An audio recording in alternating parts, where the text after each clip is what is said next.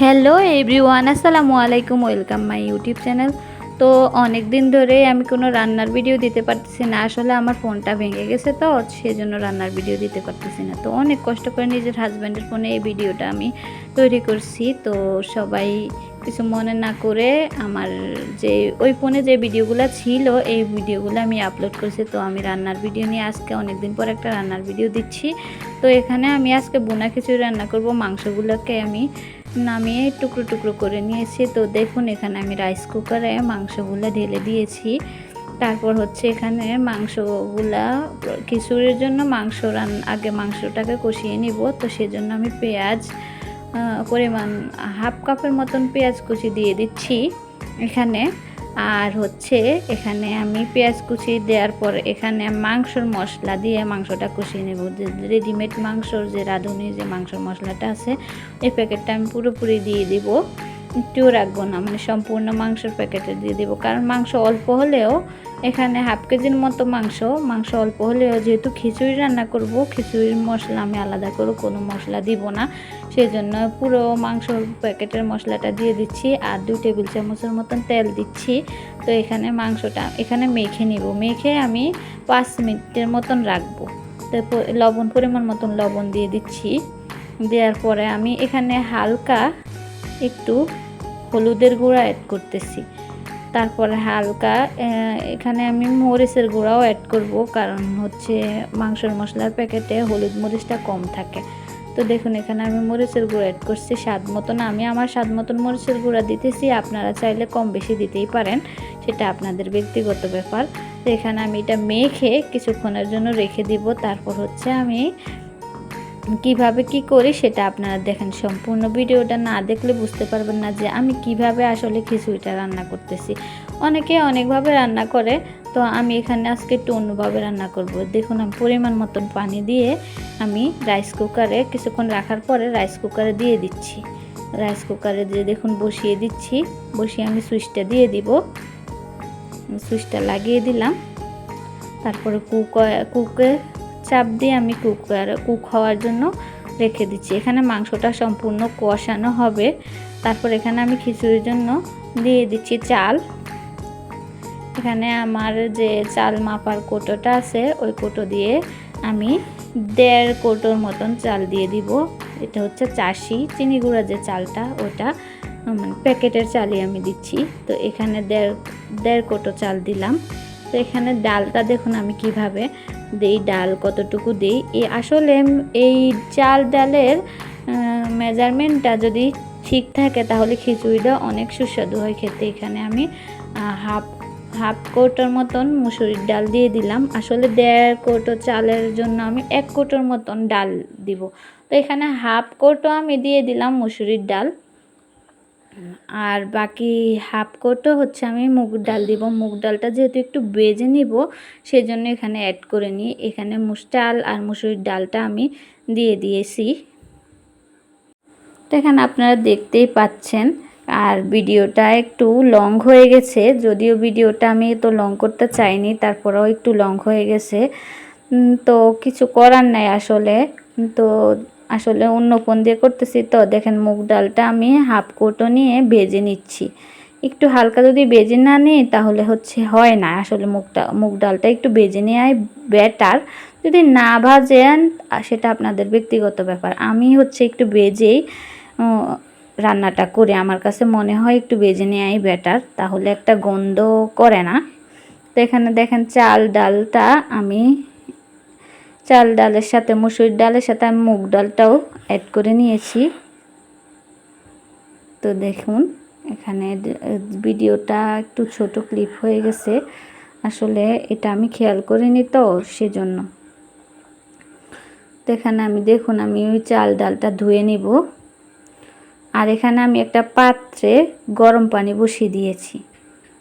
তো গরম পানিটা হতে থাক, আর এখানে আমি চালটা ধুয়ে একটা ছাঁকনিতে ছেঁকে নিয়েছি, কারণ চালটা একদম পানি যেন না থাকে সেজন্য আমি চালটা একটা ছাঁকনিতে তুলে রেখেছি। তার এখানে কয়েক টুকরা আলু নিয়ে নিয়েছি। আলুটা দিলে আমার কাছে মনে হয় একটু বেটার। আর এখানে দেখেন রাইস কুকারে মাংসটা কষিয়ে ফেলার পর আমি এটা চুলায় নিয়ে এসেছি, কারণ এখানে পুরোপুরি মাংসটা কষানো হয়ে গেছে, রাইস কুকারে সিদ্ধ হয়ে গেছে মাংস। তো আমি এখানে এটা চুলায় নিয়ে এসেছি।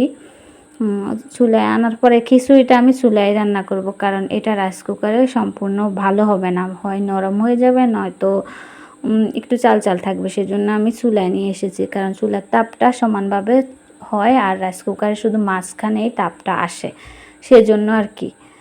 তো ভাতটা ওরকমভাবে হয়ে যায়, কিন্তু এটা তো খিচুড়ির সম্পূর্ণভাবে হবে না, একটু সমস্যা হতে পারে। সেই জন্য বা এখানে তাড়াতাড়ি করার জন্য আমি নিয়ে এসেছি।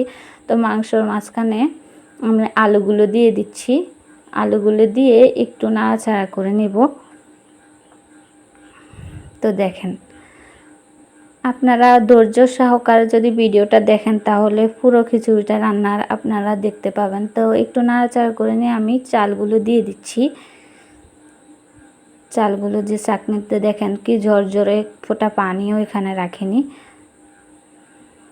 তো সম্পূর্ণ চালগুলো ঢেলে দেওয়ার পর আমি এখানে একটু নাড়াচাড়া করে দিব। নাড়াচাড়া করে দেওয়ার পর আমি এখানে পরিমাণ মতন লবণ দিয়ে দিব। খিচুড়িতে যতটুকু চাল দেওয়ার পরে যতটুকু লবণ লাগে সেটাও আমি এখানে অ্যাড করব। দেখুন, চাল, ডাল আর হচ্ছে আলু আর মাংসগুলো আমি সম্পূর্ণ মিশিয়ে ফেলেছি এখানে। এক জায়গায় মাংস, এক জায়গায় চাল, এক জায়গায় আলু, এটা কিন্তু আলাদা আলাদা নেই। তো এখানে আমি গরম পানিটা যতটুকু লাগে ঠিক 1 লিটারের মতন গরম পানি এখানে আমি দিয়ে দিব। যদি আপনারা মাপ না জানেন তাহলে আপনারা এদেরকে বলে দিচ্ছি। আমি এখানে 2.5 কৌটো চাল ডালের জন্য আমি এখানে 1 কেজি গরম পানি দিয়ে দিচ্ছি। দিয়ে দেওয়ার পর আমি এখানে ডেকে দিব। নাড়াচাড়া করে সম্পূর্ণ মিশে যাওয়ার পর চুলার তাপমাত্রাটা খুব একটা হাই ভোল্টেজে দিব না, মিডিয়াম আঁচে দিয়ে আমি এটা ডেকে দিব। লবণটা আমি আগে দিইনি, সরি। তো লবণটা আমি এখন দিচ্ছি। দেওয়ার পর এখানে আমি ডেকে দিয়ে মাঝারি আছে, মৃদু আছে, এটা রান্না করব। তো 10 মিনিট পর আমি আসলাম। 10 মিনিট পরে দেখুন পানিটা টান ধরে চালগুলো উপরে চলে এসেছে, পানিটা নিচে পড়ে গেছে। তো এখানে দেখেন খিচুড়িটা এখনও চালগুলো পুরোপুরি সিদ্ধ হয়নি। পানিটা পুরোপুরি শুকানো হয়ে গেলে চালগুলো সিদ্ধ হয়ে যাবে। তারপর দেখুন এখানে আমি খিচুড়িটা প্রায় হয়েই এসেছে। এখানে আমি চালগুলো সিদ্ধ হয়ে গেছে, আর 4 ভাগের 3 ভাগে সিদ্ধ হয়ে গেছে, 1 ভাগ হবে। তো আমি এখানে কাঁচামরিচগুলো দিয়ে 4-5টা কাঁচামরিচ নিয়ে নিয়েছি। তো এগুলো দিয়ে একটু নাড়াচাড়া করে নিব। তো দেখতেই পাচ্ছেন খিচুড়ির কালারটা কেমন হয়েছে। তো এখানে আমি আর কিছুক্ষণ ডেকে দেব। আলুগুলো দেখতেছি আলুগুলো সিদ্ধ হয়ে গেছে। তো এখানে আর একটু বাকি 1 ভাগ সিদ্ধ হবে, তা আমি আরেকবার ঢেকে দিচ্ছি। কালারটা কেমন হয়েছে সেটাও তো আপনারা দেখতেই পাচ্ছেন। এখানে আমার কিছু বলার তো নাই, যা দেখতেছেন তাই। এখানে কালারটা দেখেন কেমন আসছে। খিচুড়ির একটা পারফেক্ট কালার, আমার মনে হয় এটাই হচ্ছে খিচুড়ির পারফেক্ট কালার।